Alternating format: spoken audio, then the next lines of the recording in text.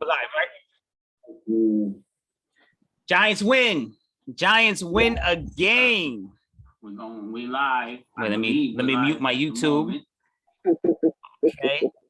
Giants have won a game, guys. Unbelievable. did it. What a win. And the Nets won today. We beat the Lakers. Why are you ruining something good right now? What are you talking about? We beat the Lakers. Yeah, you know what? I got to go for you guys over the Lakers. Screw the Lakers. Listen. Yeah, screw the Lakers. You're right. What am I thinking? The Mets lost. Oh, yeah. Part of course. Yeah. LeBron took his first loss today. Yeah. Yeah. Yankees going to the playoffs, unfortunately. I'm so tired of that. That's a shame. But I think Boston was tied, so I don't know. And I know Toronto won. Seattle was losing.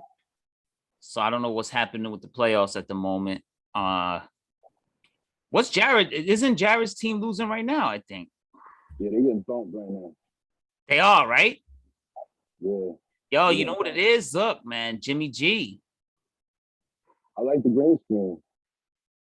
Jimmy G ain't good right now. What'd you say? I like the green screen. You It's can hear me, nice, right? right? Yeah. Okay. It's nice, right?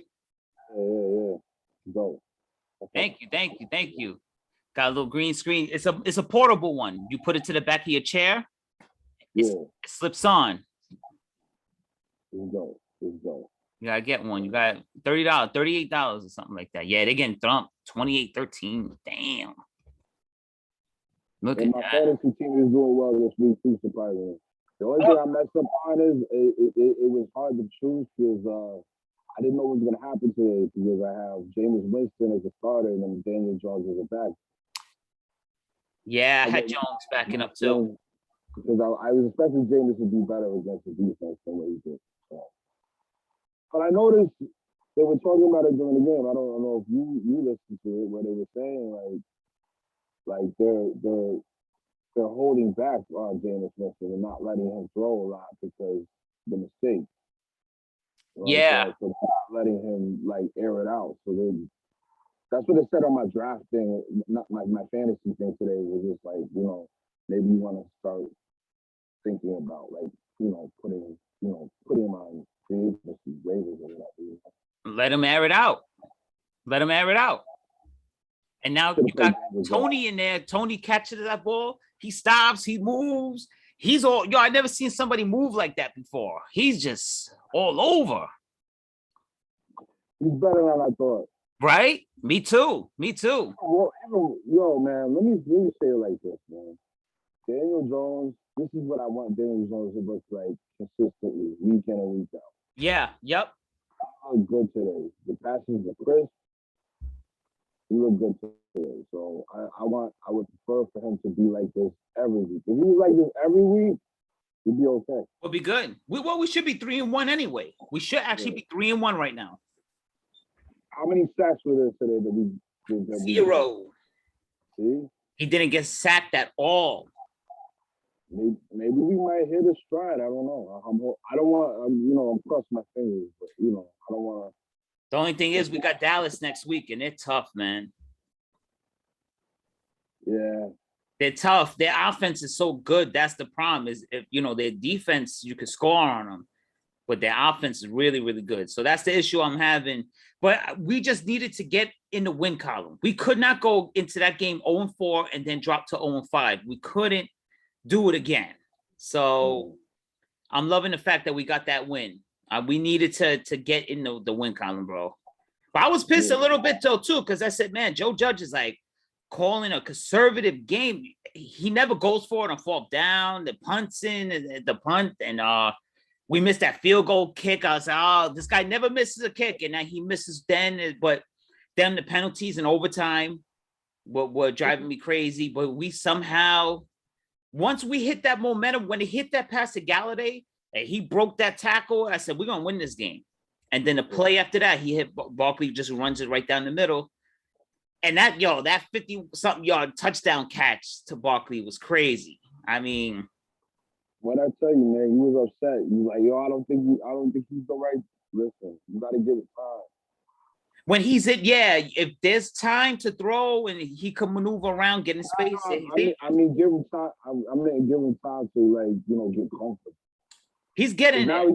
You can see it, like he's spinning, and you know what I'm saying? Like he almost he fumbled the ball. Yeah, well, too much spins, bro. Again with the spinning, the dancing is like the dancing got that touchdown on. So what are we really mad at right now, right? That's it. We just need to win. We needed to win, but you got to give Evan Ingram credit because he pushed towards the sideline, and the safety and corner both guarded him on the sideline, and Barkley just kept running. So they collapsed on Ingram, and Barkley just kept going for the touchdown. So you got to give Evan Ingram credit there. He's good enough where the defenders are paying attention to him. Yeah, Barkley, but Jones puts that ball right on the money though, man. His spirals are just like he don't never throw no Eli's. He don't have those wounded ducks that are all over the place. His ball is money. Has he thrown a pick this year besides just that little over that Hail Mary, whatever? That's it. Listen, like that doesn't count. I didn't like that play. I was like, what are you doing? Well, I mean, try for it, I guess. You know what I'm saying? Why not? Let him run it or something. Like stop try to get some momentum, Yeah. It was, I mean, look, I'll take it. And then that a lot of things that John Ross touchdown too, where he fumbled that ball and he got up and still fell on it. If he don't fall on it, that's a turnover. Yeah. So that was a huge play in the game too, man. You did it. Well, I was away game. Yeah, in New Orleans. In his first win in New Orleans is 1993. And somehow the Jets tried to get a win, and they got a win today in OT as well. Because whatever we do, they have to do the same thing we do because, God forbid, we should have some light. Yeah, well, the Titans, I don't know what happens with them. It's like it's Derrick Henry or nothing. Well, the one play, they called the dude down, his knee never touched the ground, but it was like there's no telling what could have happened. The refs are brutal in the NFL, man. Brutal. Sure, they're not very good, right? No, not at all. Not very good at all. So. Been brutal. Mm-hmm. Mm-hmm. San Francisco trouble. I keep harping on that. Jared, we miss you, man. Yeah, Jared's not in today. But he took the day off and so did his 49ers. Well, yeah.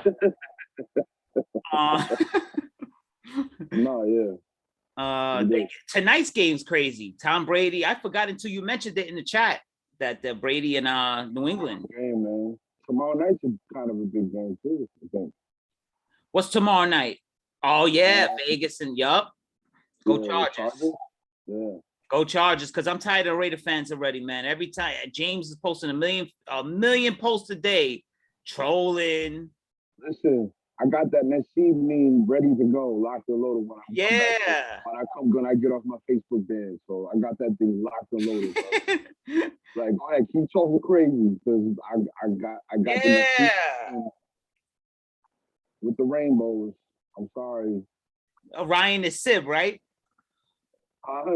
Yeah. Didn't we have his brother?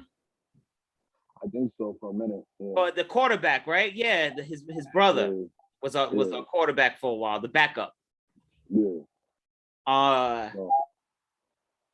Oh yeah, that game is over. There's a minute left. Yeah, so Jared's 9 is gonna be 2-2. Tough one.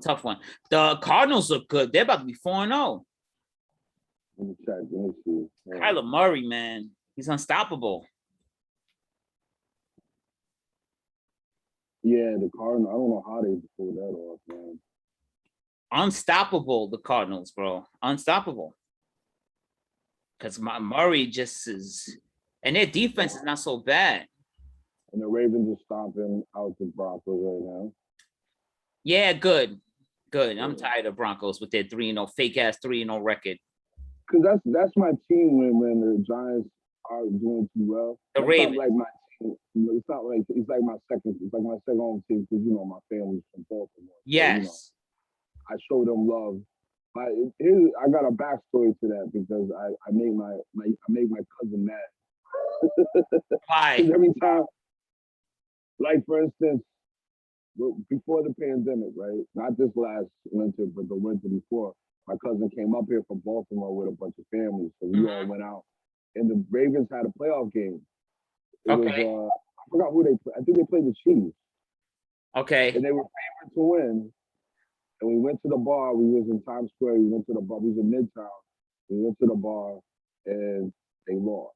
So my cousin automatically was, he's like, "You're the Giants fan, so you be the one with the bad luck around here. So you know what I'm saying? You jinxed them." So I'm like, "All right, whatever." So it's funny. The first game of the season, that Monday night game, and when the Ravens lost, because I texted them, I'm like, "They gonna win?" Because I tuned in and I was watching. And as soon as I turned it on, they lost. Yeah, because I was like Facebook stalking. I seen some of your conversations with you. I think it was your cousin, or whatever. You guys are going back and forth about the Jings. I was reading some of that. Yeah, I was like so shadowing like it a little bit. like he was upset. He texted me back swiftly like, "Yo, this is your fault." Yeah. Well, Well, you do like the Giants and the Mets, so I mean, I would love to share around with some of his bad luck. So yeah, if I gotta please. go through it, we all gotta go through it. So that's all. Well, my dad put it perfect today on the phone. He said that we're gun shy, being Giant fans, that we're gun shy. He said, because we would, when the Giants tied it up, what was that, with 30 seconds left? I was expecting them to score to do a Green Bay, like Green Bay did on San Fran last week. I was expecting that. I was expecting the Saints to hit a big pass play or whatever and kick the field goal. They're just expecting it. I've been watching Jameis Winston since Florida State. Yeah. And he's a phenomenal quarterback, but like in the heat of the moment, he's not gonna. He'll throw you a pick. Yeah. He'll throw you a pick, no doubt about it. But then they, So you know what, they I messed up. worried about that. I was worried about it. My dad was worried about it. I'm just expecting everything. I was expecting the Saints to either get the ball first, or we got the ball first, punted right away, and they were going to win a field goal kick. But for some odd reason, everything kind of went our way the last, like, what, 7 minutes, 8 minutes of that game. After that Saquon touchdown catch, everything just went our way. And I'm not used to it. But gun shy is a good word for how we are as Giant fans. Like, you're just expecting something to go wrong, or you know me, I don't expect something to go wrong. My thing is, it's like my problem with the team is like I see that they're not, and I'm glad that they got the win today because hopefully it helps them in it going into next week. And what I feel the problem with the Giants is their own confidence and being able to be consistent. Yeah. And being great. Like, you know what I'm saying? It was like they played, for the first few weeks playing completely conservative. And it's just like open it up a little bit. Oh, tear off the roof, man. Right. You know what I'm saying? Like you got Galladay, and I think that's why Galladay got frustrated that a couple weeks back. Where it's like it's not about what I mean the targets, him getting targets, it's about the fact that like you put me in a position where there are no targets. Right. You're doing 3-yard routes. Yeah. So it's like, yo, you got me. You gave me the big bucks. Like, let me open it. Let me put the gas pedal forward. Let me open it up. You know what I'm saying? So I think today it proves the fact that Daniel Jones is what Eli was talking about when we were sitting here like for years, like the past 2 years, like, yo, I don't see him. Why did we draft this guy? Why? Right. You know we're already trying to look for like alternative options to Daniel Jones. And today he proved why he was drafted at the position he was drafted. He doesn't get amped up. He doesn't get scared or nothing. Calm, collected. Just like Eli. And I don't want to be blasphemous today, but like today is a game that Eli would love to have. You know what I'm saying? I don't want to say he played better than Eli, but I'm saying like today is one of those days where like that's a game that would like, you know what I'm saying? Like Eli would love to play. You know what I'm saying? Like that type of day that I would. So 403 yards. That it was just what a performance though, man. I mean, yeah, man. You can't ask for any better. And he can move. The kid can move, man. He's got wheels. So it's like it helps. Because I'm sitting here just like at the beginning of this game, I was like, let's see what happens. And so like, and I mean, we've been going back and forth, 0-0, for a while, and then finally we scored. We got then they came right down and tied it up. And then they went up. Yep. You know what I'm saying? Like I was shocked they even came back. Me too. Down 11 points with 8 minutes left or whatever in New Orleans, and to come back and win in overtime. That's amazing, man. I can't believe we did it. I was pleasantly surprised by that comeback, man. I mean, I was not expecting that at all. Someone has to get on the field and lead Big Ben to the tunnel and just take him off. Let him go out in the sunset, bro. It's time. It's been time. This is why Antonio Brown is not there anymore. This is why Le'Veon Bell. See, this Steelers fans deserve this. Because you know what? You guys are sitting talking about, well, get rid of them if they don't want to play here. You got rid of Antonio Brown and you got rid of Le'Veon Bell. And they were talking about the whole time, like, yo, Ben ain't it no more. And what's the problem, Ben? Because they were saying that, right? Weren't they saying that? They were like that Ben's not. That was the problem. Yeah, that's the problem. Like the Ben Roethlisberger was the problem. It wasn't. You know what I'm saying? And then they're giving him the keys to the franchise. You know, I mean, I get it. He's a Super Bowl winner. He won 2 Super Bowls. I get that. I respect it. But at the same time, it's like, yo, bro, like. They even did Eli dirty. So it's like, why are you right. Yeah. Phillip Rivers got done dirty. Super dirty. Eli and Phillip Rivers got done super dirty, and they were both clean-cut guys. Big Ben has a couple of rape charges and stuff, and he gets the privilege to do whatever he wants to do. It's like, that was my problem. To be honest with you, I think they need to call Cam Newton. That's who needs to call Cam Newton. Yeah. Well, they have Dwayne Haskins, though, too. Why don't they try to play him a little bit? You know he's not. Haskins he's not the. No, that's not happening, man. That's not happening, man. That's not the answer there? No. You know that's not the answer. I mean, because look, he's sitting back. I mean, I'm sure he's learning the playbook as the weeks go on. Why don't you give him a shot? Because it's like they don't even take Ben out in blowouts. They just let him do whatever. It's like, why don't you get someone else some plays, some snaps? I mean, this shit is bad. I don't even understand why he's that bad. He shouldn't even be this bad. You know what it is? Ben is experiencing what Eli experienced. No offensive line, no running game. And look what happens. He's falling apart. Welcome to Eli Manning's world. Welcome to Eli's world. This is what happens when your franchise. I think they put too much, and then they get rid of Mike Wallace. They got rid of like a few players that he clicked well with. Yeah. Right? Like his guys that he clicked with, they got rid of. And then Juju's not the answer. No. Juju's not Antonio Brown part 2. No way in hell. No. Not the answer, bro. At all. Because look at Juju here. He has 2 catches for 11 yards. That's not good.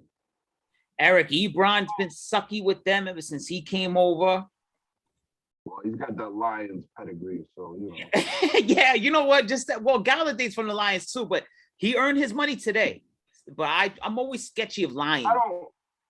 I don't count Galladay. I mean, I count him as a Lion, but I don't count him as like them old years, and like Ebron's like the old, still like that residual energy of like, yeah. Bullshit years, So Yeah. Because you're right about that. Quick question: since if the receivers keep playing the way they keep playing, do you think that there's a necessity to have Sterling Shepard or Slayton? No, I feel like maybe them being out helped us win today. I don't want to sound blasphemous because I love my boy Shep. That's like my favorite player on the team. So, and Slayton, ever since he dropped that pass against Washington, like I'm done with him, with his stupid drop sees. Him and Evan Ingram again, not to get off your question, but Evan Ingram again on 3rd down drops there's no one there. You're just dropping the ball. He got to go. I mean, but Shep, you could get something for him. Now, do you want to help the Steelers out though? Because I don't.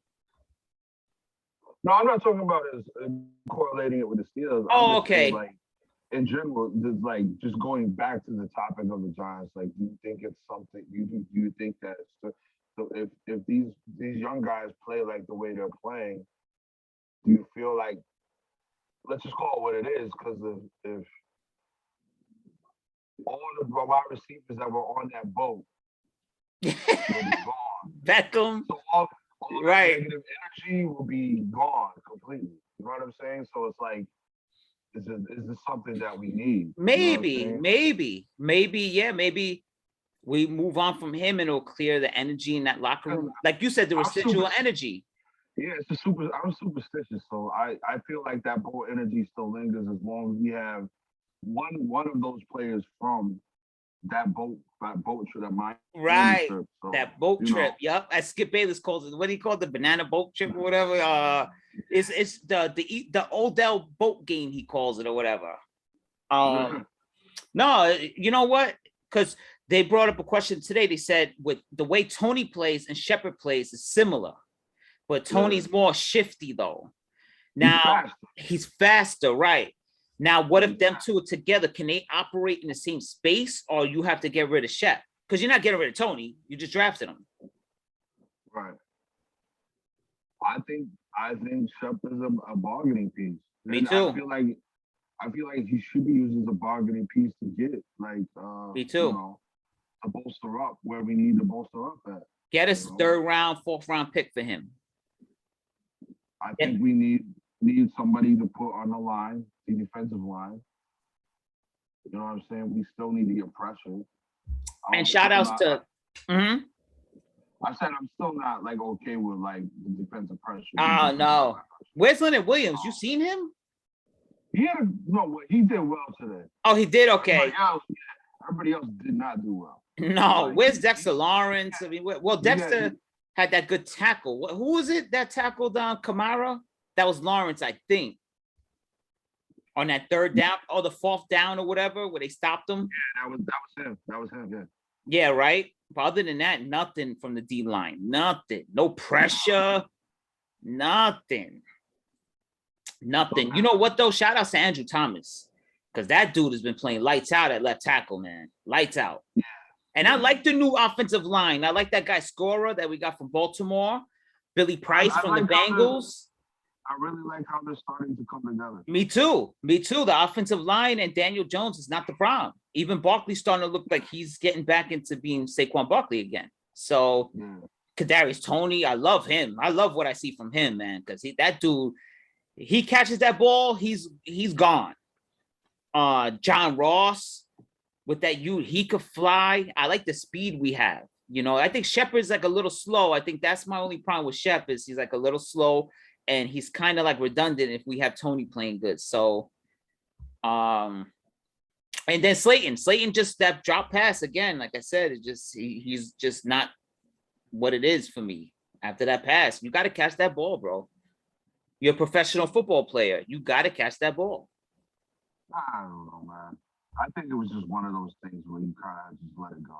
I've seen him get the dropsies though. You know what it is? Evan Ingram leaves you like shell shocked. Where it's like you're just like done. Like, he gotta go, bro. Like I used to love Evan Ingram. He gotta go, man. It's time. I don't know what his problem is. Just concentration, I think. Too much pressure. And then Kyle Rudolph, he don't drop the ball, but he runs like he has two cinder blocks on his feet. Yeah, he's Gronkowski in 10 years. Yeah, I mean, he's Gronkowski without legs or something. Like, it's just crazy. Like, he cannot move, bro. We need a nice, good, young tight end.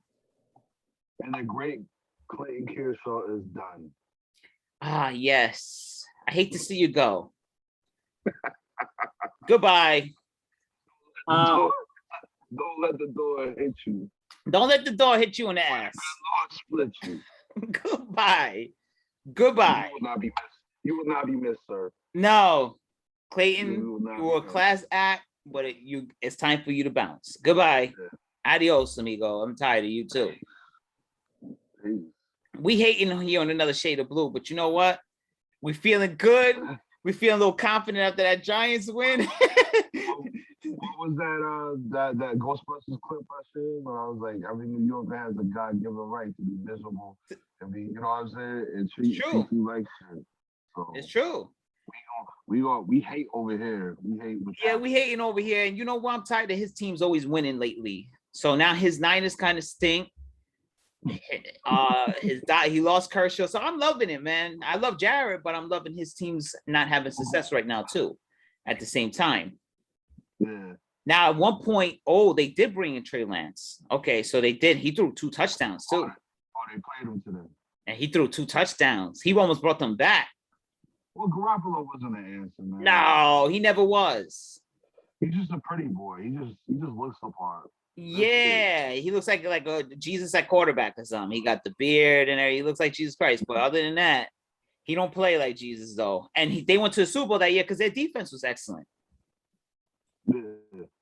Their defense was excellent. And you still had Sherm and all of them still playing. And so I'm happy the Niners starting to come back down to earth too. Because Jared was feeling himself when they was 2-0. Maybe he's like, God, 2-0 is better than 0-2 or whatever. Well, brother, you're 1 game better now, so. And listen, I have faith in next week. Me too. I do. I feel like there's always that energy when we go. Are we playing in Dallas? I'll tell you right now, I believe we are at Dallas. I'll tell you. Yeah, because I think it must be because it's a 4:00 game. Let me see. Giants at Dallas, yeah. See, there's always some type of energy that makes the Giants play better. On the road for some reason. Well, in Dallas. In Dallas and just in general on the road. They're just better on the road than they are at home. Yeah. Right? Yeah. Something about that stadium, man. I mean, I know we did beat Atlanta in the playoffs there, but something about that stadium, the Giants don't mix well there. Mm-hmm. I don't know. That stadium's kind of ugly though, so I'm not a big fan of MetLife Stadium. No, I like it. You like it? I like the features. But look at all the new teams, all their stadiums, man. I like the feature in the visiting locker room where it says Eli Manning, first win. Yeah, well, in Dallas, I love that one. I like the graffiti. I like the vandalism. Yeah, he drew a piece on that shit. You seen that? Yeah. Eli drew a piece on that shit.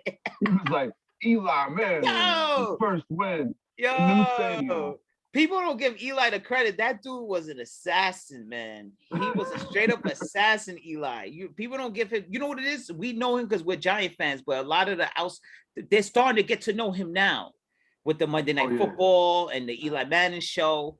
But this is like stuff. That? I do. I haven't watched it though. I watched the replay, so I don't know how it is during a live game, but I just watched like the highlights. How about you? Like it. It's cool, right? It's like a break from tradition.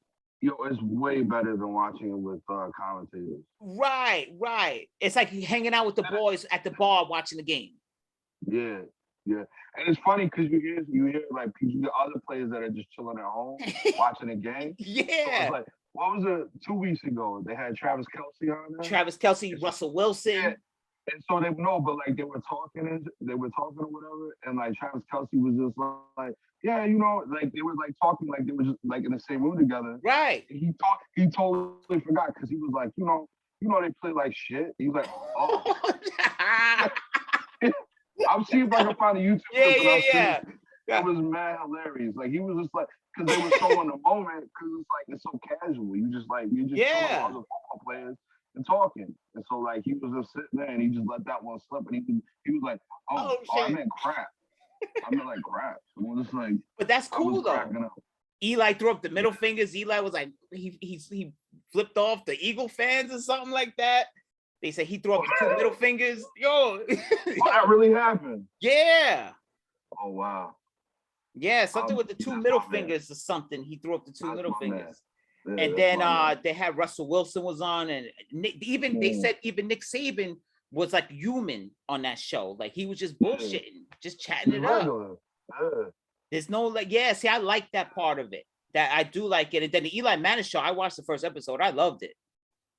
And what was it last week? It was funny because I love the way that it's formatted, right? because it makes it cool, it makes it calm and collected. And like it was funny because Peyton Manning was making fun of Joe Buck. Oh, I But he was like, know. yo, he was like, yo, He's Joe like, he Buck has just no said idea things. about Yeah, coverages. you got no idea what's going on, but Detroit agent got to come in and save him. Like he was.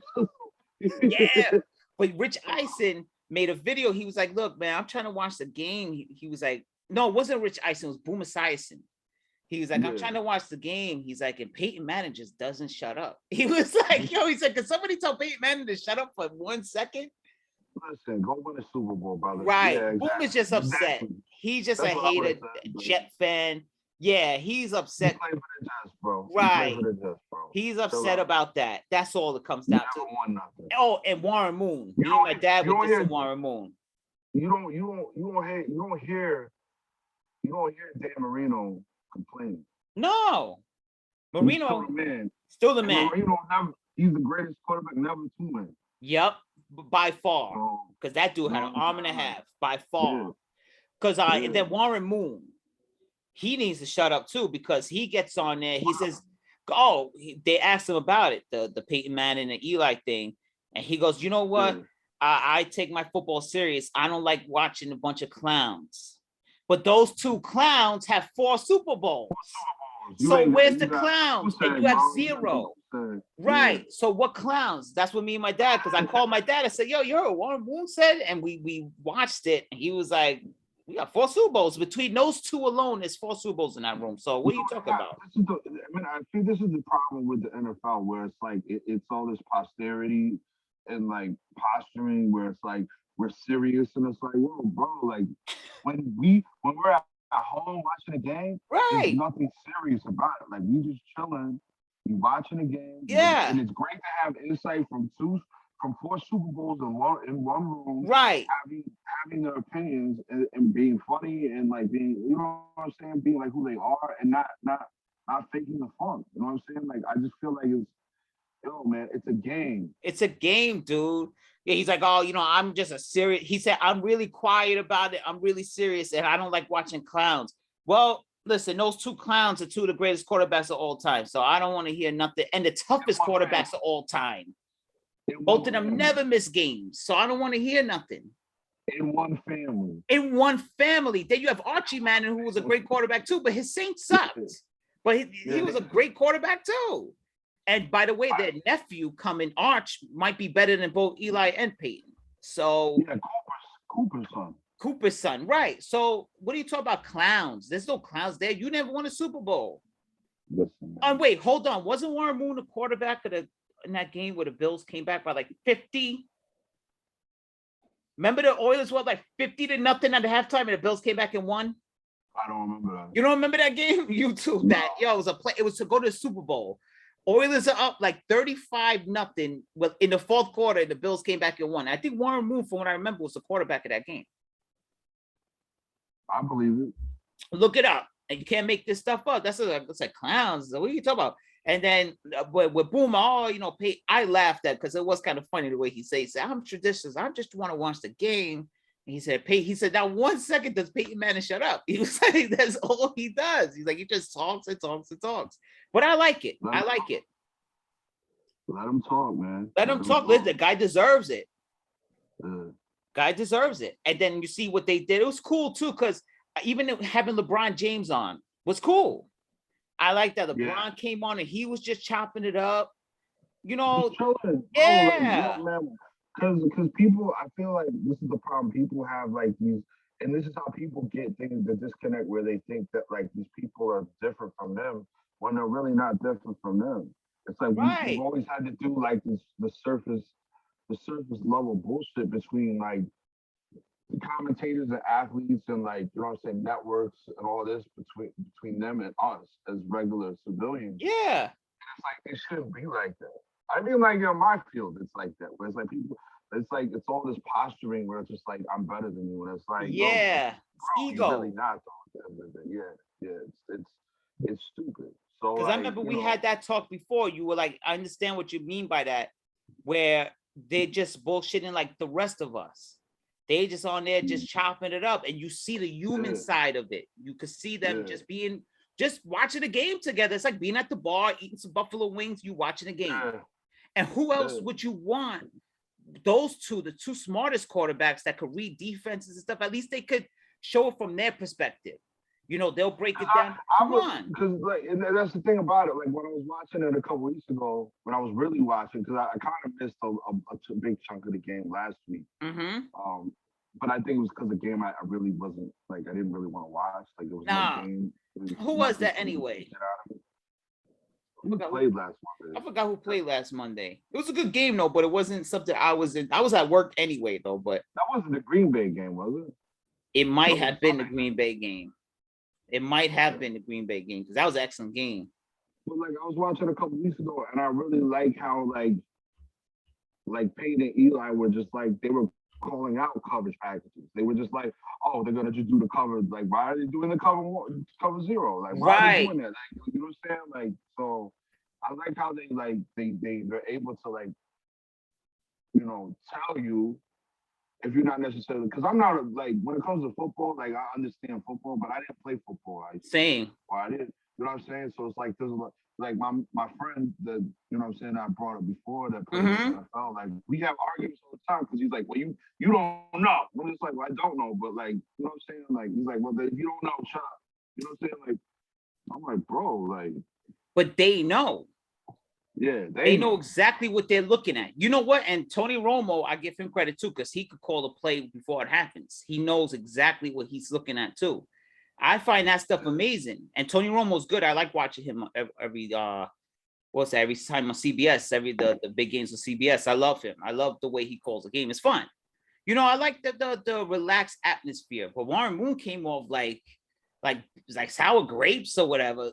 To me, I'm not trying to rile nobody up or nothing, but to me, it came off like he was like, we can't have a brother on the show. That's how it came off to me. It came off that he didn't say it, but it comes off that way to me. Like he was hating on his success or something. Like that's just the way I took it. I was like, what? But so what? If we had Donovan McNabb on there, something it would be less of a clown show. Like, you know what I mean? It's like, listen. Yeah, listen, you have two brothers with 4 Super Bowls in between them. It's a rarity. It's a rarity in the history of in all sports, really. So it's like that's an anomaly in itself. So of course you're gonna want to capitalize, regardless of race, regardless if they're white or black. There's no need to sit here like. See, this is what I get tired of, and like Stephen A. and like things like that. When somebody gets hired, it's like they hired a black coach for the Celtics, but you're still mad because like they didn't hire a black executive instead of hiring what's his face? You know what I'm saying? The coach then. You know what I mean? So Brad Stevens or whatever his name is, right? Is that his name? Brad Stevens, yeah.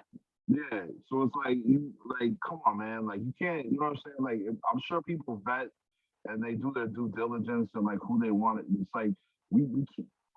This is the problem with our society, right? We're gonna start like bringing people in based on like social cues instead of like professionalism, actual what their ability to bring to the table. Right. Like the Rachel Nichols thing. I didn't agree with that. No, me neither. Not at all. She didn't do nothing wrong. She did everything. She was upset because ESPN told her this is your show, and then they wanted to tell her, well, we're gonna do this, and it's like, well, that's a breach of contract. And the only reason why you're doing this is because you're taking from social injustices and giving this chick a job merely off the sake of social bullshit, like because she's a person of color. Right. We have a contract. You can't void the contract. You can't default the contract because you want to go a different direction because it's not genuine what you're doing. See, that's the problem. ESPN is the real loser in this. They are. You're the ones that messed up because you were willing to. That shows that like the injustice of like people that actually put in hard work. Like Rachel Nichols has been around for. And I may not like her ass on there too, man. Yeah, and I may not everywhere. Like you know what I'm saying? I may not be. You know who I was a fan of? Bring back Michelle Beadle. Yeah, no, but she was my favorite too. I love Michelle Beadle. She was cool. Yeah, that was my favorite too. Yeah, bring her back. Yep. Like, so, you know what I mean? I understand that Rachel Nichols has been in the business for decades now, putting in work. So it's like there's no reason for to. I understand you want to give this girl a job because of diversity or whatever, but like it's Yeah, but unnecessary to like, you know what I'm saying? You can't breach a contract because just cause. why don't And you just they leave stuff they ended alone? up letting her go anyways. You know what I'm saying? They ended up old girl went and left and took it over the Olympics, Right. and you ended up letting Rachel Nichols go. So like now you ain't got, you know what I'm saying? You trying to who that Malika girl, whatever her Yeah. name is, like. And why don't you know what? Sometimes I feel like why don't some people just leave stuff alone? If it's working, because even with Paul Pierce, yeah, he was Yeah. doing whatever, but he was in his off time. What did he do wrong? Nothing. That's the funny thing about it. He actually did nothing wrong. That's the Like, yo, craziest thing. you guys like sweep all this other stuff in the rug. He was like, yo, he was like, where was that? You know what I'm saying? Like, weed is legal. Yeah, I had strippers at my house. which is I'm a single legal. man, and I'm drinking and smoking cigars at my house. Like, you know what I'm saying? Like, what I'm doing is a private, you know, the privacy of my own home. If I chose to go on live, that's my own prerogative. I wasn't breaking any laws. No. I wasn't breach of contract. You know what I'm saying? Like, it's like, so why are you gonna get rid of him? Because you know what I'm saying? Like, if he's a single man and like he's got no responsibilities and he wants to hang out with strippers and smoke weed and drink all day, That's his prerogative on his off time. He's not breaking the law. Right. But at ESPN, you fought the wrong way. You breaking something is always. And then look, Stephen A. He got rid of Max, and now the ratings are dropping like crazy. Wow, he's a demon, man. Nobody's watching that shit. Stephen A is a demon. I don't want to see Michael Irvin for 2.5 hours, bro. I'm sorry. Michael Irvin's good to come in and talk a little football. I'm not crazy. I don't want to. People neglect the fact that like people forget what he did to Kerry Champion. See, I forgot all about that. See, nobody talks about that. Like, Forgot about that. Like, everybody talks about like Molly Curum and like how everybody needs to be like LeVar Ball, what he said to her, so he's banned from ESPN now and all that. But nobody talks about what Stephen A. Stephen A. terrorized Kerry Champion. Yeah. Until they gave her a Sports Center slot. They had to give her a Sports Center slot. Yeah. So terrible to her. You never even hear her name. And I loved Kerry Champion. I thought she was dope. Those are the best years with her when she was the moderator. Her and Skip and Stephen A. were the best years. Yup. But like, you know, and then the way they did Max was dirty. But you know, Max took the class way out. Max is just a classy dude or whatever. Max is a classy dude, but I actually like this. I like the dynamic with him and Jace and Keyshawn. And Jay Will. That's a good show. I like that show. Yeah. I like that show. Yeah. Me too. I watch it. I watch it in the morning when I wake up. So I like that show. You know what I'm saying? Stephen A. deserves this, man. It's just like, yo, you guys, like, I'll just say, you not Skip. Skip was doper than you. Skip was a better journalist than you. You know what? I hate to say it, but I watch Undisputed 10 times more than I watch First Take. Because I love Skip, man. And Shannon's my guy too. I love Shannon. I be dying laughing at Shannon. Shannon's my guy. They be getting mad at you. They be really getting mad at you. No, they get pissed. Yeah. They be steaming. And then with Jenny, I like Jenny how she was arguing with Skip. That's cool. I kind of like it. I like that show. And I'll be honest with you, I don't like the Big Swagoo on ESPN. I don't like Dan Orlovsky. Dude, you sucked as a player. Don't ever critique Eli Manning anyway. You stunk, bro. You stunk. Don't ever critique anyone from Eli Manning on. Don't ever do that. You stunk. You were the backup quarterback for the Giants. You never got any play. You are brutal. You horrible. You and your stupid ass suits with the blue. You're not even cool, bro. That shit looks horrible. So anyway, like Dan Orlovsky needs to go. Kendrick Perkins needs to go. He talking like this. I don't know what the hell he's saying. No, Kendrick does too much. You're doing way too much, bro. You know what I'm he be like, yeah. You know, I'm gonna get in trouble. When it was talking, I think it was talking about I forgot who they were talking about, and then they asked Kendrick, and like Kendrick was like, "Cause he's scared." And it's yeah, like, nigga, just say scared. Like, come on, man, you putting on a show, like, you know. And then what he gave a speech the other night, like, oh, people say I'm from the South, and this and this. No, because you doing it on, you put on a show like you some Southern bumpkin or something like that, or you like, dude, just talk regular. Because you know what? And he flip flops. He goes on Twitter. He says, "Man, you got to give the Knicks credit. That Garden is rocking. They're gonna be dangerous." Then the next day on the air, he's like, "Oh, Knicks are gonna get blown out this series." Like, yo, wait, hold on. What's going on? Because yesterday you saying the Knicks are dangerous. Now you got them getting swept. I mean, come on, bro. I mean, I think that's why Durant had beef with him. Yeah. I don't blame. See, I was taking Perkins side, but now I'm like, wait, maybe Durant knew something we didn't know. Yeah, bro. Like, you know, because Durant's like, yo, bro, like, we were carrying you. Right, yo. How you gonna say Russell's better than me? You know what I'm saying? Like, I was carrying you, bro. And let's be honest, Perk sucks. Let's just call it for what it is. He stunk. He's a bad player. He got lucky. He got lucky. Right. He was the right time at the right place at the right time. Yeah, he stunk. He stunk. Come on. Ray Allen and Paul Pierce and Rajon Rondo. Come on, yeah. Let's be honest there. He stunk. I still didn't even see the hype in Rajon Rondo. I'll be honest with you. Me neither. And that other dude too, they have on ESPN. What was he? Foxworth. He played for the Ravens. He was like a practice squad player. He's over there. You think he was in a Pro Bowl or something? Like, yo. To be honest, I prefer him over Ryan Clark. No, see, I like Ryan. You know why? Because Ryan, he got a sense of humor. He just be laughing the whole time. And he calls it for what it is. Like when the Steelers stink, he says it. He says, I can't believe I'm saying it, but Big Ben got to go. But Fox, though, whatever his Foxworthy, whatever, he just like, he has like a New York hatred or something. Like he's always at the gym. Danny Dimes. Meanwhile, Danny Dimes 1,000 times better player than him. Of course, you're gonna be biased. You know why? Because they lost 2 rings. I know. He was there for the chaos. Yeah, he was. Yeah. I mean, but you know, my thing is like, that's like us being on here right now with this and like, I mean, you got to give credit where it's due. If you're on First Take and you're making all that money, you're on TV and stuff, who are we to tell you how to operate your show? You know, for me, it's like, But here's the problem. I don't feel like it was his show. Skip started that. That was Cold Pizza. Yeah, it was. He was a marquee like voice on the show, but I never felt like First Take was Stephen A's show. It's not like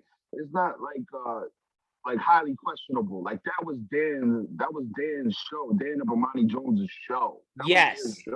Yes. They came up with that. Like, you know what I'm saying? Like, and like what is it? Pardon the Interruption. Pardon Interruption. Michael Wilbon and this dude.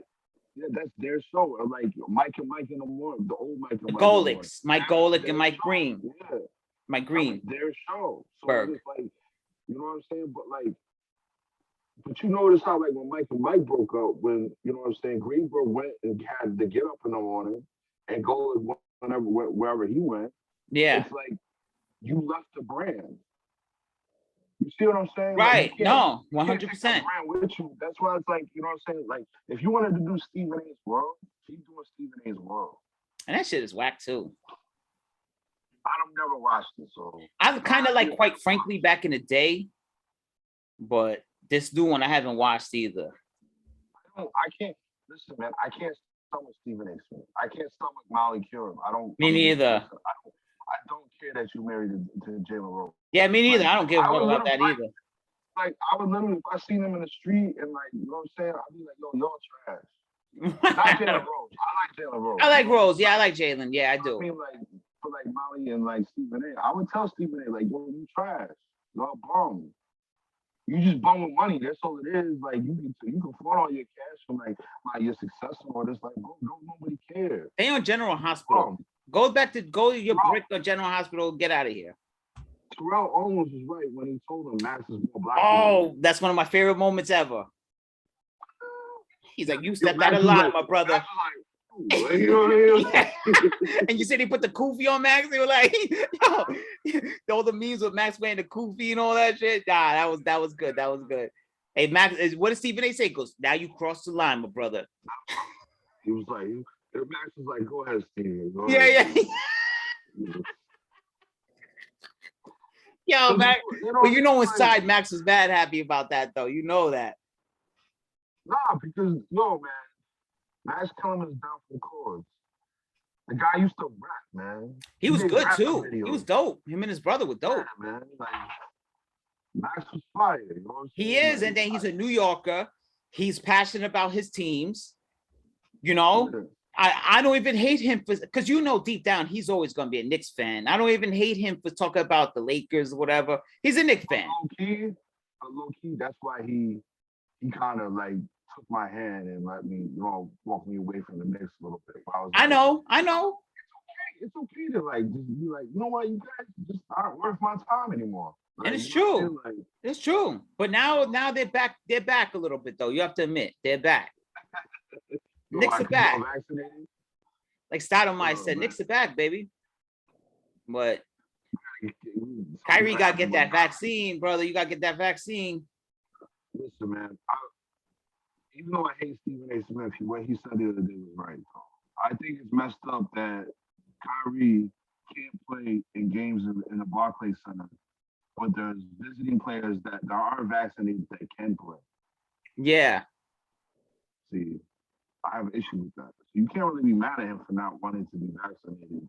If you're willing to let a player we don't know who's vaccinated, who's not vaccinated, who's vaccinated. So it's like you don't know. You can have a player in the building, on opposing team every night that's not vaccinated.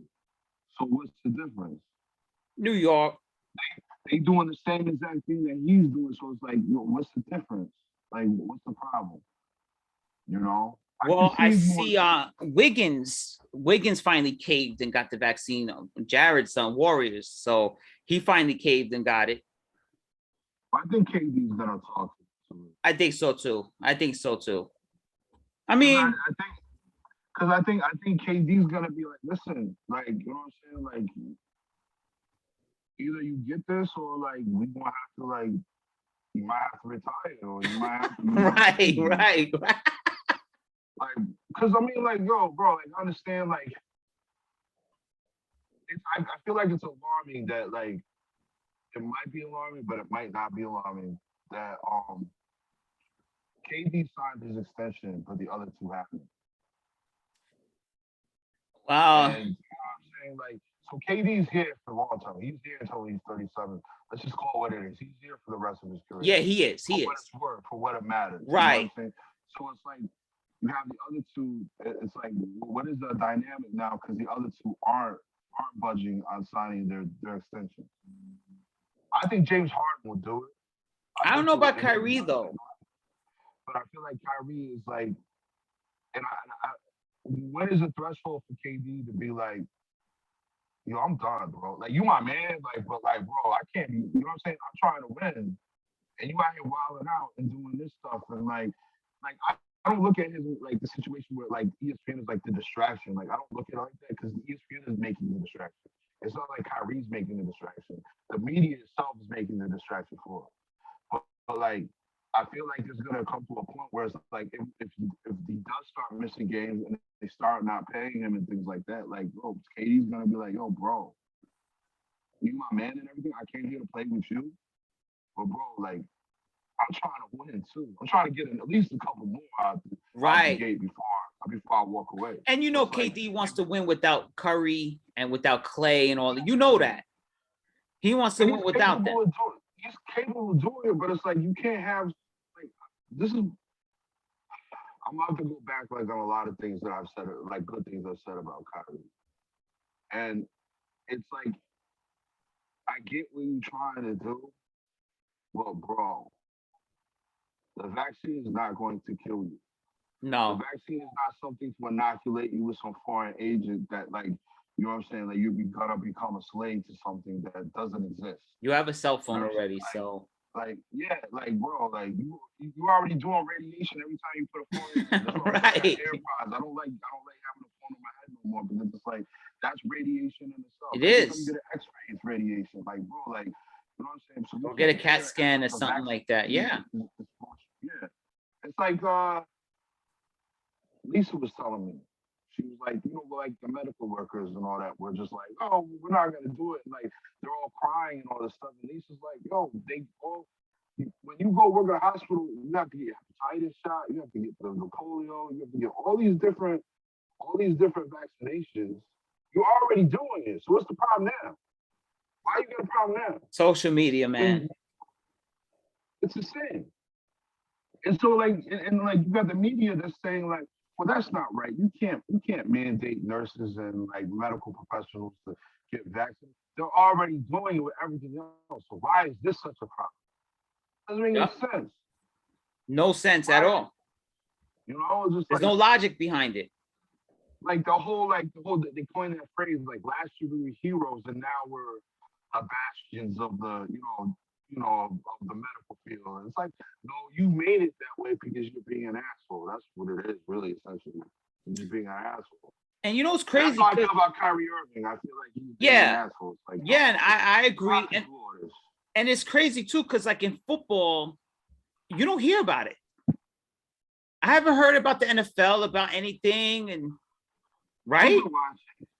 What was I watching? I was watching something, and the chick was saying it was a sports news show, and the chick was saying like, "Yo, the way the NFL, like when they first came out with the idea for the mandate, like there was players like, oh no, we're not gonna do that." But it's like the way they framed it, like, you know what I'm saying, socialized, like framing it, the way they framed it, the players were like more at ease to like get vaccinated so they could play. Yeah.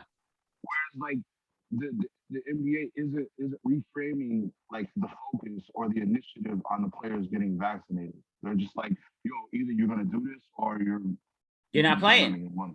Because let's just call it what it is. This is leverage. There's many players that don't get vaccinated. This is leverage for the CBA. Yep, the collective bargaining agreement. Yeah, which is coming up soon, right? I think like in a year or two. I think So it's baseball's is up now. I think this is the last year of baseball's CBA, and I think they have to. There might be a lockout next season. So I hope not. I hope not too. But you know what? Get the DH in there full time. Get a full time DH, and maybe you know what though? It sounds crazy, but I like the 7-inning game. I like the runner on second. Like it sounds crazy to say that, but I like it though. It puts some energy into the game. Like, you know what I mean? It's just, I like it. I like it. Maybe make the. I mean, for the seven innings for the back-to-backs only, right? Yes, 7 innings. Well, you know what? It sounds crazy. I wouldn't mind just making it 7 innings altogether, every game. That's never going to happen because people, the closers and stuff, and you always want to pad your stats as a player. But I wouldn't mind it. Or like you said, maybe. Because I know you in the extra inning games, you have, double headers, you have the 7 innings. Maybe do it like every 3 games or something. Do something like I like it. I like the 7-inning games, man. I have an issue with it's the fact that we need to shorten the innings for longevity for pitching. Yeah, because I'm tired of seeing DeGrom out every 5 games. I mean, but here's the thing that I have an issue with, where it's like that you have people now that sit there and say that like the athletes today are more superior. How are they more superior when the 9-inning frame infrastructure has been what it is for hundreds of years? So you have people that were back in the day that were pitching entire games, throwing 130 pitches and whatever. So it's like, how are you saying that you're more athletic than that person when you're not willing to go the distance? Or like, not to say that the pitchers, I think a lot of the pitchers would love to stay in the game, but you have managers doing analytics that come in and say, no, we're going to take you out now. I feel like analytics has kind of ruined the game a little bit because it has, no doubt. Like, oh, well, your pitches start to dip around the 5th or 6th inning, so we're just going to take you out and put in a fresh arm. And it's like, you can't always dictate that. You got to let these guys go. You know what I'm saying? You got to let them go the distance if they can go the distance. They're willing to do it. It's their arm. I get it that you pay for it, but I mean, like, you know what I'm saying? Like, this is what we pay for. We pay for, like, a pitcher to go deep into, you know what I'm saying, the 7th or 8th inning. You know what I'm saying? That's what we're paying for. I don't pay to watch. I get hurt for, like, Taijuan Walker, where he's like, yo, I just wanted to pitch more. You know what I'm saying? I don't know somebody can pull me out the games. Like, wait, I have something playing in the background. Oh, it's ESPN. Their website's brutal too. It's like every 2 seconds, like commercial or whatever, and they start playing some whack ass music. But you know what though? They have to do some type of study where what happened to the rubber arms? And by the way, Taijuan Walker again, he said it again after last game. He said, "I just want to finish the game." He's like, I'm feeling good out there. Leave me in the game. Man. Forget the analytics, because I get the analytics as far as like field shifting the field a little. I hate the shifts whatever. too, man. I get it, but I hate it. I don't mind it because I don't pay attention to it. So Okay, yeah.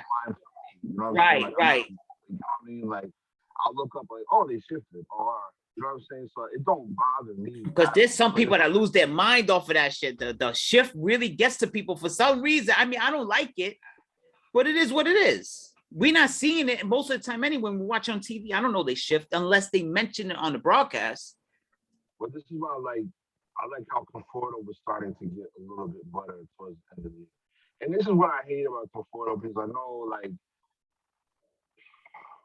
we're getting to it, you know what I'm saying, to a point where it's like, is he gonna play next year? Is he gonna come back? But it's like, bro, like this whole like getting into your rhythm in the last 3 months of each season is getting really. It's really tiresome, man. It's really old for you. Ever since that All-Star season, like every year, he doesn't play well for like the first like 5 months, and then like the last 2-3 months, like he's phenomenal. And it's like, oh, now you want to turn it on because it don't matter now. We don't even care. No, what bothers me about this Met team is once they were eliminated from the playoffs, they got hot and they play loose. It seems like the pressure was on them all year. Then as soon as they say, you know what, you're out of the playoffs, you have nothing to play for, everyone's playing good now. That's what bothers me about them. Sometimes it's like this. Sometimes you have to stay loose the entire time and yeah. deal with the pressure. Just like, listen, just if it ain't broke, you know what I'm saying, don't try to fix it. Can we get a new manager? Get a new manager. What I don't like is the fact that Sandy, they need to get rid of Sandy. They need to get rid of Sandy before they re-sign Baez, because I feel like Sandy's gonna botch the Baez deal. Yep. Baez is gonna go somewhere else. And if he goes somewhere else, I'm gonna be super tight, man. Like to the point come on. Not go to a game next year. He been tearing it up. He's our best player these days. Him and Lindor. Lindor's tearing it up in September too. Bro, I just, you know what I'm saying? I don't want Sandy, take Sandy all the sudden and fire him. Get him yes. As soon as the last game gets played, was that this next week? That was tonight. Tonight was the last game. Fire him tomorrow morning. I agree. Monday morning. Pack your shit. I agree. I agree completely. I know they have that rule where I think during the playoffs, you're not supposed to make any announcements because you don't want to take away from the games. I hate the baseball is corny. You know, baseball has like the worst rules and stuff. They worry about stuff that nobody cares about. It's still a gentleman's game. Yeah, they're like so corny. I don't know. Baseball's so corny. Like, oh, you can't make an announcement during the World Series or during the playoffs because you're going to take away from what's going on the fields. Listen, I'm a Mets fan. If it's the Royals and like the Astros in the playoffs, I'm not glued to my TV. Give me some news so I could be excited about it. I'm not going to be glued watching the Astros and Royals, bro. Like, unless the Mets are going to be playing them or something in the playoffs on the World Series, then okay. But other than that, I'm not glued to the TV watching them play. You know, give me some news. Let me see what's happening. Baseball's like so out of touch and it's so corny. Baseball's so corny, bro. Gets on my nerves. Like the way they operate, so corny. We got to do something better. Got to change it up somehow. But Sandy got to go because he brings like, you know about how you were talking about residual energy? Sandy has a residual energy from the Wilpons. Yeah. Right? It's time. I think because what they were talking about was I was watching SN Live the other day, and they were talking about how like the guy was saying, well, I don't know if they're gonna resign Sandy Olsen on this. All of a sudden, it's making it seem like you don't want to resign Baez because Cano is coming back. And I'm like, yo, Cano, like why do I care about Cano? Right, I don't care about that because that's a new conundrum now. What are we gonna do, Cano, bro? If he let his ass sit on the bench, if there's gonna be DH, make him DH. Right. And then simultaneously switch out Baez and Cano for second base. Yeah. You know what I'm saying? It's not, but the Mets make everything like a rocket science project, something like that. Like, come on. But like the thing that made me mad, I wanted to throw my phone to the TV because like he was like, bro, like he was making Canoa like a priority. I'm like, he wasn't a priority. We weren't a priority for him when he was juicing up. I Like, you know forgot what he I'm was saying? on the Like, team until now suddenly they're making a big deal. I don't want to hear the bull crap that we can't sign a player because Cano is coming back. I don't want to hear that crap. This is Steve Cohen, bro. I don't want to hear that bullshit about the luxury tax because we have Cano back on the books. I don't want to hear this the whole, well, he's like adding a free agent, you know. No, he's not adding a free agent. no, the free agent is biased. Right. Yeah, that's the free agent. Right. I don't want to hear nothing because now all of a sudden you're starting to hear about Cano all the time. Like they're already planting a seed of we couldn't get X player because Cano is back. I don't want to hear about Robinson Cano, bro. I will go to a Mets game and I will throw a bottle at Robinson Cano. Yeah. I don't want to hear it. I don't want to hear it. I do not care. I don't care either. Man, look at me. They will ban me. Yeah, for Robinson Cano. And they will kick me out forever. I will literally, if this does not work, I will literally go to City Field opening day and I will throw something. Yes. But they're planted. Sandy's already planting the seed. I'm telling you. And then they asked him, you see what his answer was? He goes, is it possible? Yes. Is it realistic? Maybe. You know, we got Cano coming back. What does that have to do with anything, bro? Who cares? I don't care about Robinson Cano coming. You better sign Baez and put his ass at second base. Him and Lindor. I don't want to hear nothing about Cano. Like me neither. I don't want to. It's like well, we can't do it this service because Cano is still out there. So Cano shot himself in the foot when he decided to take the juice. Right. I like what Lindor said. Lindor said, well, we need to hear him say sorry first. He got to come into this clubhouse and tell us sorry. That's what Lindor said. Kiss ass, bring gifts. Yeah. Lindor said, I grew up idolizing this guy, and he got to come in and say sorry. He's like, that's all he got to do. Come say sorry and get to work. I don't want to hear about you can't sign such and such because of goddamn Robinson Cano, bro. I don't want to hear it. But they're planting the seeds already. You see it happening. Because all of a sudden, all year, there's been no talk of Robinson Cano at all. People forgot he was alive. All of a sudden, now at the end of the season, everyone's talking about Robinson Cano. Yo, literally, when I saw that, and I was like, when I seen that clip, yeah, I literally had to readjust my mind. I was like, oh, I forgot we even had that guy. Me too. Me too. I forgot he existed. It was like, oh, who was the dude that we ended up letting go? He was a relief pitcher. Who? This year? No, a few years back. Remember, and then he got caught one year. And then he was gone for half a year, and he got caught again, and he got caught again. Oh, you're talking about what's his name? He kept getting caught. Hansel Robles, not Robles, no. It started with an M. It was like Mayer or something like that, like Mazier or whatever. Yeah, he kept getting caught juicing. Mm-hmm. You forget he's there. Now I'm trying to remember his name. Hold on, let me look. I remember him. I don't remember.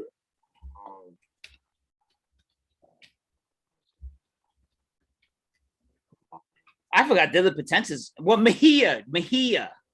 Yeah, he was good, man. I love Mejia, but he just could not stay off the juice. I mean, juicing, bro. He could not stop juicing. So it's like, I get Cano is and it's really what is it? The lore of the fact that you won that World Series with the Yankees. Is that it? Because it's if that's it, then I don't really care, bro. You know what I'm saying? I have more respect for Jeter or A-Rod. Oh yeah, yeah. But if he gets caught juicing again, he's gone, right? He's banned from baseball forever.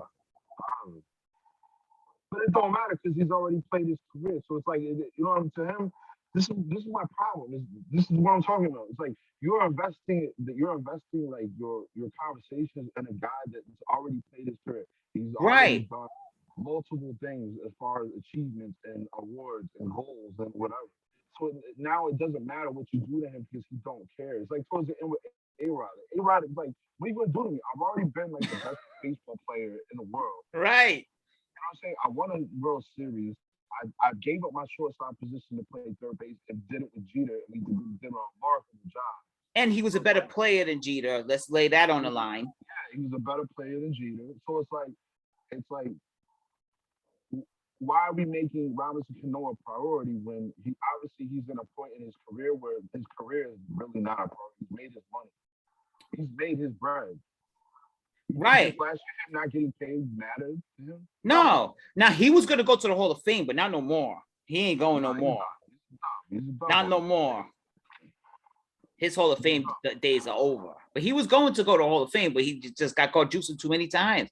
Because I think when I was on the phone with my dad yesterday, he said the same thing. He said, what are we going to do with Cano? And I said, I don't know. Just put his ass DH or whatever. If we have one. If not, third base is good too. About third base. I wouldn't mind that, actually. You know what? And that would be a great idea for Byers to be a second. Yeah. Shortstop, and then you have Robinson Cano at third base. I would not mind that, actually. I'm tired of this plug and play with like J.D. Davis and all that. They got to go. I like VR, but he's not an everyday third baseman. Yeah, get an infield actual third baseman. Stop trying to, you know what I mean, doctor it up. Like, you know, Dominic Smith was a terrible left fielder. I'm sorry. He might be a decent hitter, and like he might, you know, I know your dad likes him, your dad loves him. Whatever. Yeah, he does. He loves Dominic Smith. Like when we went to the game, I'm looking at Dominic Smith, I'm like, yo, you pudgy ass person, bro. Right. Like, you're not an outfielder. No. Don't have the arm. No arm at all. You don't have the eye. You know no. What I'm saying? Like it's many balls that I've seen like that went out of his reach because like he was trying to gauge what was going on and calculate where he needed to go. Like you're not a good outfielder. I'm sorry. And no. Like, and all because you want to keep Pete Alonso at first. And Pete Alonso earned that right. But you're trying to make Dominic Smith work when he don't work. And Pete Alonso's defense is excellent now at first base. He's not like, you know, he's not yeah, but he's pretty good. He's not like a Gold Glove at first base, but he's good though. I haven't seen him make any errors, nothing. But the guy that they should have got, man, and it's like it's so bad because I hate seeing him like, and like I'm not a Yankee fan by no measure, but the idea that Clinton Frazier has been sitting in the minors for years, because of Giancarlo Stanton and Brett Gardner, and like Brett Gardner's like 55 years old. I know, bro. Come on, he's another one. He gotta go. Get out of here, man. Because that's what I'm saying. Clint Frazier, he's a viable outfielder. Like we could use somebody like that. Well, we have Khalil Lee sitting in the minor leagues, and he's tearing up AAA. He's young. He's a center fielder. He struck out a couple of times when the season first started, and they sent his ass down, and he never came back up. But he was the number 3 prospect in the Royal system, and now he's with us. But you let Lindor strike out for an entire month. The entire month, and you let no.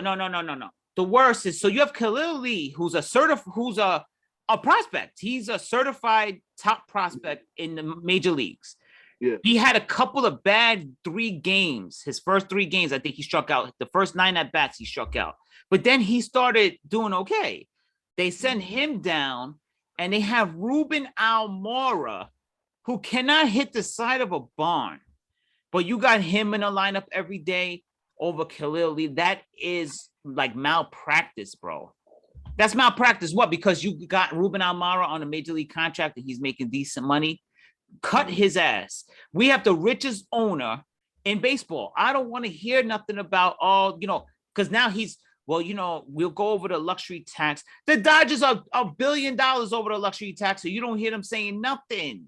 The Dodgers get whoever they want. Whoever they want, the Dodgers go out and grab. But we always thought, if we get Max Scherzer, we're going to be a little over the luxury tax. And then you got Thor coming back and, bro, you're the richest owner in sports. I don't want to hear that bullshit. I just don't. There's no reason why we can't have all 3. Why not? But it's like, you know what it is? Because if you paid attention to that last year, why do you think Sandy Olson's here? Because remember, Major League, the owners were scared to have Cohen come in because he's a major Met fan, and they thought he was just going to blow the top off of the salary limits, that he was just going to go beyond. And Sandy Alderson, remember, he came in and he had a meeting with our own owners, and he said, no, I promise you, I'll keep him in check, and we're not going to be spending like drunken sailors. But there's the thing. They're saying that's Cohen's prerogative. He's the one with the money. Right. So you can't be upset when you have the fact that like you have the Yankees, right? And then you had Derek Jeter that went and decided to become, owner of the Marlins, and then just gift wrap Giancarlo Stanton to the Yankees. Like that's the biggest sabotage in all the sports. That was complete. And I remember there was articles when that came out. They were ripping that up. That was ridiculous. Or what was that? 90? No, not 90. That was like 2003 when the Yankees went out, got Raul Mondesi, and they got Jeff Weaver at the deadline. And I remember everyone was like, okay, when is enough with the Yankees? Like, you just have to have an all-star at every position. But that's their prerogative, though. I mean, you can't get upset. You can't get upset at Steve Cohen for wanting to spend money because you don't want to spend money. So what? So my Mets can't sign somebody because your bullshit Pirates don't want to spend any money on somebody? Go, man. I'm sorry. I just got to go. Yeah. Sandy, salute to your service. Salute for you being a Marine. Yeah, you got to go. I've seen him there. Yo, get all this. Get him. And you know what? I'll be honest with you. I was talking to my dad about this. I don't want Billy Beane at all because he's an extension of Sandy Alderson. Do not get Billy Beane. We need Theo Epstein in here ASAP. And they were talking about, Jared Porter and Zach Scott and from Theo Epstein's tree. Oh, well. I don't care. Don't care. Give that man the job. Pay whatever he wants. Give that man. He wants 5% of the Mets. Let him have it. Let him have 5%. They let Bill Mauer have one for like the past 3 years. Bill Maher's owner. Yeah, I wanted him to be president, but yeah, Bill Maher. Come on. Who cares? Give him his 5%. Let him love it. It seems like Steve Cohen. Not saying he's cheap, but you know what it is. Don't forget though, this guy made his money in hedge funds, so he's all about like winning and wins and loss. He's all about the bottom line. I feel like, I don't know, I'm not calling him cheap, but I feel like he's running the Mets like he's running his business. No, because what he got, I don't think so. I think if other people are trying to do that and they're trying to sabotage the situation, re-sign Thor, get DeGrom for the long term because he wants to play here. Make sure Taiwan Walker is in a good space and stop taking him out earlier because he want to leave. Come on. Start treating your great players, your players that have all the potential in the world, start treating them better and stop making it seem like, well, it doesn't matter. We're still the Mets. And like it's like this thing that'll stay here forever. The only thing magical about the city, and it's so terrible, and that's why it's so sickening, is the Yankees. That's it. And everybody else wants to cower to it, where it's like we can't be as good. Like, you know what I'm saying? Like, no, forget the Yankees. It's a whole other century. Right. I mean, let's be honest too. The Yankees haven't won in how long? I mean, it's not like they're the standard of winning. Like 12 years. Right. 2009.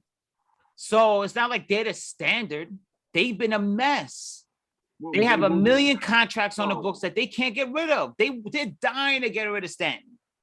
The last of the lore, and you know what I'm saying, to me, like as far as Yankee lore, Mickey Mantle's been dead for almost 20-25 years. What did Pedro Martinez said? Pedro Martinez said, "Wake up, Babe Ruth. I'll beam him in the ass." That's how I feel about that. Remember Pedro? He's like the babe. He's like, what? He's like, wake him up and I'll beam him right in his ass. I love Pedro Martinez. Pedro is a dude, man. He said he's gonna beam Babe Ruth in his ass. That's how I feel. No disrespect to Yankees and their fans, because my man Freddie Ortega is a huge Yankee head, and he's level-headed. Bro, like I'm all about like I said, I'm not a fan of the Yankees. I'm a fan of the history. Like, I'm a fan of, like, Joe DiMaggio. I'm a fan of, like, Mickey Mantle. Yogi Berra. Lou Gehrig and Babe Ruth. Lou Gehrig, Babe Ruth. like, yo, bro, Dave like, Winfield and all them. Yeah, Billy Martin, I look, bro, I'm saying like A-Rod might be a juice. A-Rod, In the Hall of Fame. Jeter. A-Rod is one of my favorite players of all time. Me too. Me too. Mike Bordick and all them. Yeah, I mean, I remember Scott Brocious, Wade Boggs. I remember Wade Boggs on a horse. Come on, it has something to do with that. But let's stop making it like the Yankees walk on water, though, too. See, I'm starting to get aggressive all of a sudden. When Jared's not on the show, I get more aggressive. When Jared's not here. Because you know what it is? The New York comes out of us when Jared's not on the show. We start getting, like, aggressive. The anger starts coming out. When Jared's on the show, I feel like more like PG-13 or whatever. But we're getting a little aggressive tonight because you know what? Yeah, I don't want to hear about Robinson. You set me off when you brought a Robinson Cano, bro. That I don't want to hear about it. I don't want to hear about what are we gonna do. Oh, how come we can't have Stroman and Thor? Why can't we just have both of them? What's the big deal? So the Dodgers could say, you know what? I want Max Scherzer. Oh, and by the way, we'll take Trey Turner off your hands if you don't mind. One of the best players in baseball. We'll just take him off of your hand. You know, but the Mets can't do that. With the Mets is always one or the other. Why can't I just have both of them? I don't get it. Because Stroman is the leader of that team. I hate to say it, but I think Stroman is more of a leader to that team than even DeGrom. Stroman is like that consistent force, and Stroman is always upping up his teammates on Twitter all the time. Just a best teammate, I think, possible. He's like almost like the spokesman for the Mets. Remember, he was the one that was pushing for the black jerseys. It was him. He's the one that was saying, you know what? I'm gonna talk to Steve Cohen to see if we get these black jerseys back. He grew up a Met fan from Long Island. He used to go to. You see the picture where he was at Johan Santana's no-hitter. And he got his Met jerseys on and everything. Yeah, you need those guys on that team. You got to have Stroman. That's a New York kid. They messed up in my eyes for trading Steven Matz. They should have left Matz on the team. And now look at Matz. He's playing real good with the Blue Jays. I mean, come on. I think he needed to go somewhere else to do that, though. Because I think having him like 4 or 5 in the rotation, I felt like he just maybe felt like there was no growth for him. And I don't feel like there was any growth for him here. But we traded him for luxury tax. That's what bothers me. It's not like we traded him because we wanted prospects or something. We traded him just to make room on the luxury tax. Steve Cohen is the owner of the Mets. Are you really trying to save on luxury tax money, bro? It's like, I don't know. It's like I celebrated. I remember the bus ride coming home when Steve Cohen got named the owner. That whole bus ride, first of all, Steve Cohen was named the owner the same day. What was it? Was it Amar Rosario? Where he hit that big home run, the walk-off against the Yankees. Yeah. So that bus ride going home, I was like, you know what? Maybe the Mets, things are going to be good finally. I finally will be able to look for free agents. Say, the Mets are going to get this guy. But lately, I'm like, wait, we're trading Steven Matz for luxury tax. I was like, what's going on with that? But maybe that's Sandy Alderson. Maybe. He's still in the building. And he got to go. Yeah. Let's get some new guys in here. Let's get Theo in here because the Cubs didn't win in 100 years and the Red Sox didn't win in 100 years. And he won the World Series for both of them. So it's like, hey, come on. He knows what he's doing. So can we get Theo in here? And wait, the game's about to start, right? For the Patriots, the Patriot game? Yeah. Shout outs to Todd, man. We got to get him back on the show, too. Shout outs to Todd. Tom Brady gonna put him in the grave tonight early. Oh, good. Boston won. So Boston and the Yankees are going to the playoffs, it looks like. They're going to have that one-game playoff, I think, both of them. Oh, they playing the wild card. Yeah, they're playing the wild card. The Red Sox, good. Okay, good. Then, for a team that wins a lot, Yankee fans act like, all right, yeah, you're going to the wild card playoff. You guys get blown out by Boston tomorrow. Who knows? Jesus Christ. Act like you won before, bro. I'm a Met fan. I'm telling you that. I'm starting to get upset. But yeah, that Robinson Cano, man, you sent me over the edge with that. Come on. So you're going to tell me because of Robinson Cano, I can't have a good offseason? Like. Listen, I'll tell you what, bro. I will look into the screen again, bro. Look into the screen. Look into it. To the fans. I guarantee you, if they botch this first day in April, I'll be there. I'll buy a cup, a bottle, I don't care what it is, and I'm chucking it at Robertson. You can ban me forever. I don't care. When you and I watch the games from home, you could ban us all they want. We both gonna be in there just getting banned because I don't want to hear no crap. I'm tired of it. If we're want to like, yo, this is not even like something behind the scenes. No, Everything with Bias has been on the table. Like, his ways is hard on his sleeve. The thumbs down thing, all that stuff. Like, he won me over. 100% won me over. We know what time it is. So for him not to get signed long term here and him being Francisco Lindor's man. Come on. They're like soulmates, them two. Come on. And then you see what he approached Gardner. He said, come on, come at me. When I seen him trying to fight everybody on the Yankees, I was like, you know what? That's the guy right there. Him and Lindor. I was like, those two right there, we need those two guys for a long time on this team. Because I'm tired of like the nice guy approach. I love Nimmo. Nimmo's like my favorite player. Sometimes he could be a little too nice. We need like a little bit of a mean streak going on with us. And Baez and Lindor combo was good. You gotta have somebody that's ready to bug out, like, bro. That's what I love about Baez. Like, he was doing that before he got here. Yeah, no, he's. It's not like the behavior is new and like he came here and he started to wild out. No. Bro, he was like this in Chicago, and they knew that when they got him. So like, you knew he had tendencies, and he had a temperament about him that was just like, yo, if you push his buttons, he's gonna. In the game, he's gonna ruin your life. Yeah. Like off, he's gonna ruin your life. So you know what I'm saying? You knew you were getting, but you knew you were getting a star. He's a star. He's gonna sell jerseys. He's gonna get merchandise. You know what I'm saying? See, this is the thing that people don't understand. Like teams don't understand. It's like you going above the luxury tax and all this stuff. Like you're getting players that are beneficial to the all around local economy. More people are gonna be going to games because of this guy.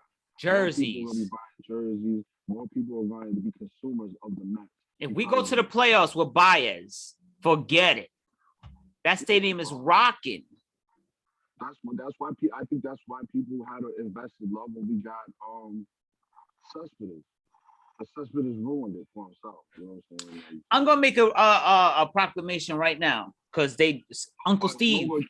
No more Cuban baseball players, please. No. Uncle Stevie, as they call Steve Cohen, Uncle Steve says that the black jerseys are going to be available in time for the holidays. If we sign Baez, I'm getting me an authentic Baez black Mets jersey. I'm making that proclamation right now. We get Baez, I'm getting the black Baez Mets jersey. The authentic Baez Mets jersey. I'm saying that right now on this show. We signed him long term. I am buying a Baez black Mets jersey. No doubt about it. But my dad and I were saying they messed up the black jerseys. They didn't bring the one with the blue brim back. They have the all black hat. What were they thinking there? I like the all black hat. You like the all black better than with the blue brim? Really? But the nostalgia though is not there with. I don't like black and blue like that. Like I feel like those two colors don't like the darkness of them. They don't clash together. So you like the all black more with the black jerseys? It's just like that Mets hat. Like I like the blue hat. I just need that blue hat and I'm good. So beautiful uniforms the Mets have and beautiful hats too. I'm the type of person that I like one solid color. Okay. Give me solid colors. You know what I'm saying? Like, So you're not feeling the blue with the red here? No, I like that because the colors go well together. Like the Giants colors go well together. Yeah, Giants have beautiful colors, don't they? And the way they splash, the way you connect the colors together, it's like the Knicks. I like the Knicks jerseys because the way they connect the colors together. Yes. With the black and the blue, like it just seems it's too chaotic. Where it's like for instance, I'd be more open to it if they had the black with the orange brim. Like play with it. Yeah, no, that's not a bad combo right there. Yeah, that's a nice combo. The orange brim would be nice with the black hat. You got the brighter color with the darker color. Like, Yeah, with it. I agree. Yeah, to me, they got lazy with the hat because the jersey has the blue outline. So for me, it's like it doesn't quite set up right. But that's just me being picky. Make the new jersey where it's black with like the orange stripe. And they changed the patch here. The patch was black before. Now they have it orange and blue. So they modified it a little bit. But I will get a Bias jersey. I'll say this too. Nike, give me a job. I'll design jerseys. And I will buy a jersey from you, no doubt about it. There was one. Oh, before we leave the show, there was something because you know what? I talked to my dad about this. I always say it. I was telling him last night about it. The Mets are styling. They brought back, we love Uncle Steve. He brings back the black jersey stuff, but they're styling and they're losing, right? They losing style now because they look nice on the field, but they can't hit with those jerseys on. But the Giants killed it today with the white and red jerseys with the white and red pants. Yo, they killed it today, man. I love that. The Giants hit it right on the head with that, right? Am I right there?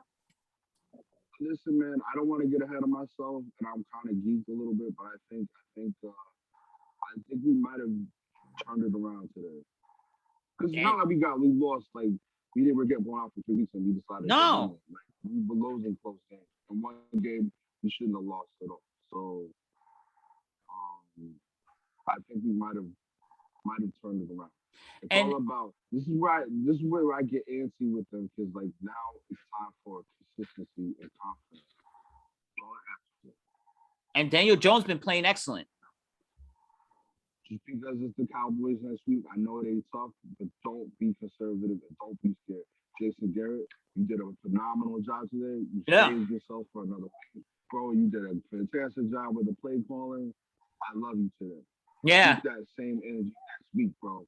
Keep that same energy. And bring those damn red and white pants back because you were styling. Danny Dimes are good in them things. You seen that? But you know, we go blue. We going blue next week. Yeah, we'll be blue, but they also had a new combination with the white with the blue stripes now. They're modifying the pants. I'm going to send you their uniform, but they were styling today. Man. The Giants were looking good. They played good. They look good. That's what it is. And the Mets look good, but they don't play good. That's the only difference I have with the Mets is like, you know, they're looking good. I think they're just on the towel. I think next year will be a different story. Yeah, and you know what? Give credit to Lindor because once Lindor went out, that team never recovered. Even when he came back, they were just never the same. Like once his energy went down, that was it. And by the way, like, you know, another thing real quick with Robinson Cano, you brought Edwin Diaz with you, bro. So it's like not only are you juicing, but like your boy be blowing saves in the worst times too. He had okay year though. Yeah, he did. What he had like 30 something saves. He was okay, but he blew some games that we were in though too. I mean, but that's every closer. No closer is perfect. He's getting back to. I think he's getting back to the way he was. He's gonna get back to that. You could pencil him in. You could pencil him in next year. You're gonna definitely pencil in Cano because Cano's not going nowhere. That trade is like the gift that keeps on giving. It's like. But then again, it's like then he gets suspended. But so now you don't lose a year on a contract. Now we have to have him an extra season. I'm like, you know, like is this guy ever just gonna go away, bro? Now, if he carries us to a World Series, I'll be the first to shut up about it. But until then, you got to be on the field, dude. But it was a great episode, and so yeah, the game is on. Jared's Niners lost. Kershaw's gone. Sorry, dude. Sorry, Jared. Like we love you, brother, but you know, you get carried away with the winning sometimes. You got to lose too. Now you're down on our level. So, right. This is the True Blue episode right here. It's True Blue, baby. You know what I mean? So we love you, Jared. But Ron, it was a great show. Thank you for whoever watched. We had a couple people watching throughout the show, like in and out. I just didn't say nothing. We lost a subscriber, but we'll get that back. That's all because of the vaccine episode. But we'll be back. We're gonna be back better than ever. So yeah, no doubt about it. No doubt about it. Because Jared warned me. Jared said we might lose a couple of subscribers with the vaccine thing, and we lost one. Listen, you got to weed out the psychopaths, bro. So we just weeding them out. So look, but great episode. Love you guys. Love you, my brother. And we got to be more consistent. We'll be back next week when the Giants beat the Cowboys. Yeah, for sure. Hey, hit me up. I'm doing the Stephen A. Talk to you about like revamping the show a little bit. Yeah. Yep. Revamping the show. I agree. We have to talk about that. I agree. Take a couple weeks off, guys. Yeah, you know what? Why don't we talk about that? You're right about that. We will talk about that. You're right. Let's talk about that. I love you, man. We'll definitely be talking about that. All right, man. Be safe. Be safe, my brother. Good night, everybody. Go Big Blue. Go Big Blue. Peace. Peace.